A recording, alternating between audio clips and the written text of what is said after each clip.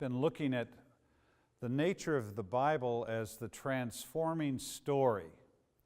And we've seen that the Bible has a breadth to it, what we could call the flow of biblical history. But it also has a depth. And the depth of the story reveals the meaning of the story.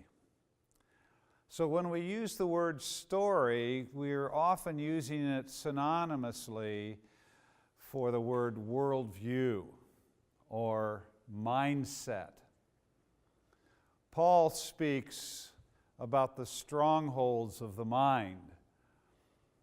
And what we want to do in these sessions now is look at the power of story, to see how powerful worldviews are, not only how we see the world through a worldview, but how worldviews shape our lives and shape the kinds of societies and nations that we will build.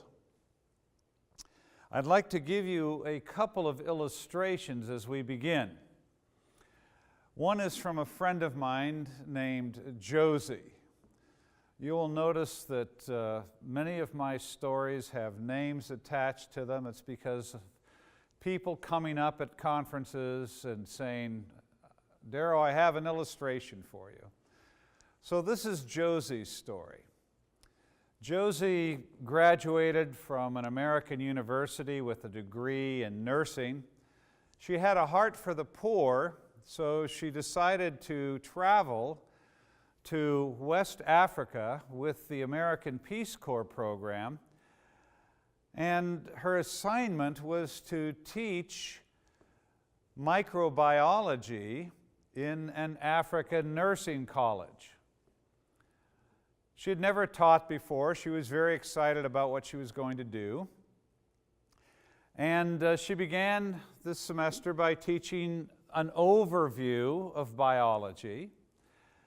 And then from there, she narrowed it down to microbiology. And from there, she narrowed it down to germ theory. Her students studied very hard. And at the end of the semester, they all passed the test, the final test, and Josie was pleased that they had done so well and that her first teaching assignment had gone so well. But she asked the students to evaluate the class so that next time she taught, she'd be able to make improvement on what she did. And during the evaluation, one of the students raised their hand and said, "Miss Josie, thank you for teaching us what white people believe about how you get sick. Now would you like to know how people really get sick?" Well, Josie was stunned because what they'd been talking about all semester was how you really got sick. And she said, "Yes, tell me, how do you really get sick?" And this African nursing student said, "Yeah, here in Africa, we understand there's a spiritual realm. And somebody can put a curse on you, and the curse can make you sick. Or there are witches, and the witches come out at night, and they fly to your house, come into your bedroom and bite you on the back, and that's how you really get sick."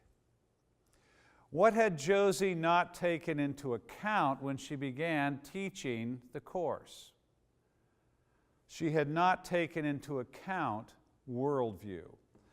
In fact, she had never heard the term. In fact, it was years later when she heard me lecturing that for the first time in her life, she heard the word worldview and began to make a connection to those years before when she was teaching in Africa and how there was a disconnect between what she was teaching and what the students were hearing.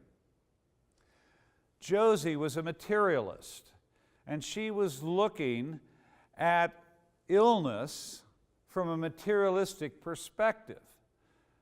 And in a materialistic perspective, everything has to be defined in material terms. So the root of physical illness is always a physical condition, and the solution to the physical problem is to use drugs or knives. Her students believed that there was a spiritual realm and that there could be a spiritual cause of physical illness. And this was totally beyond the imagination of Josie or a Western mind. Worldviews are powerful. Here you had Josie and her students looking at the same thing, illness, but coming to two totally different understandings based on their different worldviews. Another example came from the 1400s. There was a Portuguese prince named Henry, and he was nicknamed the Navigator. He was nicknamed the Navigator because he wanted to explore the world. One of the things that Henry wanted to do was find a sea route from Europe to India. And so he commissioned a ship and a captain and provisioned the ship, called a priest in to bless the ship, and the ship sailed down the west coast of Africa to try and find a sea route to India. A couple of weeks later, it came back to port, and the captain of the boat came to Prince Henry's throne room, and he said, "Prince Henry, I'm sorry we could not find a sea route to India because we came to the end of the world." Well, Henry was not to be deterred, so he sent another ship, and over the course of 10 years, he sent out 13 ships, and they all came back with the same story, saying that they had come to the end of the world. But Henry sent out a 14th ship with a captain who had already come to the end of the world, as it were. And as this ship was sailing along the west coast of Africa, a major storm came up, and the ship was blown out into the Atlantic Ocean. And after a period of time when the storm had died, the captain could no longer see the coast of Africa, so he set sail to the east, and after a few days, they came to the coast of Africa and realized that they were past the end of the world. And it was this breakthrough that allowed the eventual discovery of the sea route from Europe to India. What had happened to the other ships? They had come to a point in what is today the Spanish Sahara, where the desert moves out into the Atlantic Ocean, and there is a huge sandbar. And over this sandbar there are strange currents, and of course as a ship would approach the sandbar, the water under the keel would get shallower and shallower, and between the water getting shallower and the strange currents, the conclusion of the men on the ship was that they had come to the end of the world. But had they come to the end of the world? No.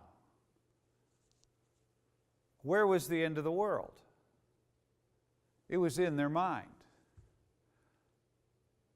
In those days, if you sailed too far to the west or too far to the south, it was thought you'd come to the edge of the world and fall off. And that's what these sailors thought. What limited their discovery? Not reality. What limited their discovery was the map in their mind. Every single person in this world has a map in their mind. It's a map that tells them what the world is like. And we can call this a worldview or a mindset. Scientists call it paradigm. There's a number of different words that we can use synonymously, but it's the idea that we are wearing a set of glasses on our mind. Many of us wear glasses or contact lenses on our eyes, and it's these glasses that allow us to see and hopefully see more clearly. Well, every one of us is wearing a set of glasses on our mind. The trouble is, we don't know it. Many of us are born again in our hearts, but we're not born again in our minds. Our minds have been set by our culture. In the West, by a materialistic culture. In much of Africa and the Americas and Asia, it has been shaped by an animistic culture. But we have these glasses on our mind and we never look at them. I don't know about you, but at the end of my day, I'll go into the restroom, I'll brush my teeth and do the other things that I do. Then I'll go sit on the edge of my bed and I'll take my glasses off and put them next to the bed, and I go to sleep. And what's the first thing I do in the morning? I pick up my glasses and I put them on. And I forget about them. But all day long I look through my glasses. What do I not do? I do not look at my glasses. And I don't ask you to look at my glasses. No, I look through them. And we never take time to examine our glasses. That is why we're going through this material now, to help you understand that you have a set of glasses on your mind. And those glasses not only shape how you see the world, they will determine the kind of communities and the kind of nations that you will build. Think back to Josie. Josie was wearing a secular set of glasses, and her students were wearing an animistic set of glasses. They were looking at the same thing, health, and came to two totally different conclusions. Let's turn to Romans 12:2.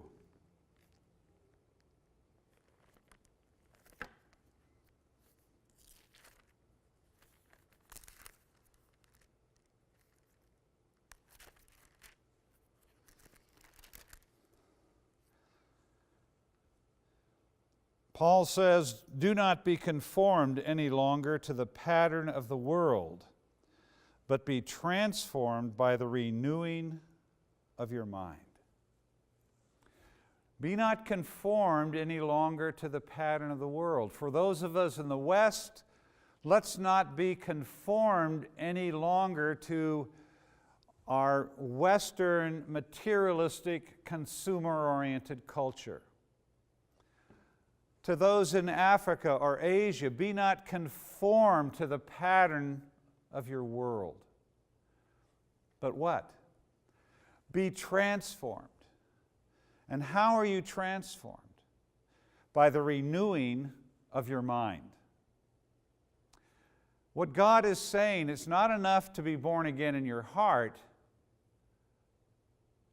as long as you have a pagan mind. We need to be born again. We need to be born again in our heart, and then we need to have our mind born again. If we lived at a time of history where we had a biblical worldview, you wouldn't be talking about being born again. But we live in a time where a materialistic worldview dominates most of the Western world, and an animistic worldview dominates most of the developing world. And because of that, when we come to Christ, we come through the lens of our materialistic or animistic worldview. So we need to have the lenses in our glasses changed. God has ground lenses for our glasses that allow us to see reality the way He has made it. So when we come to Christ, it's not just to be born again in our hearts. We need to be born again in our minds. And very often that is a conscious process of changing the lenses in our glasses.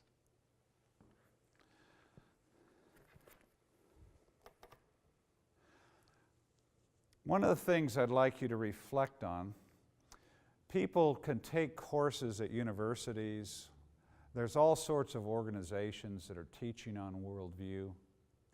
But what is the difference between looking at worldview as an academic subject and looking at worldview as the lens by which we examine and solve grassroots problems?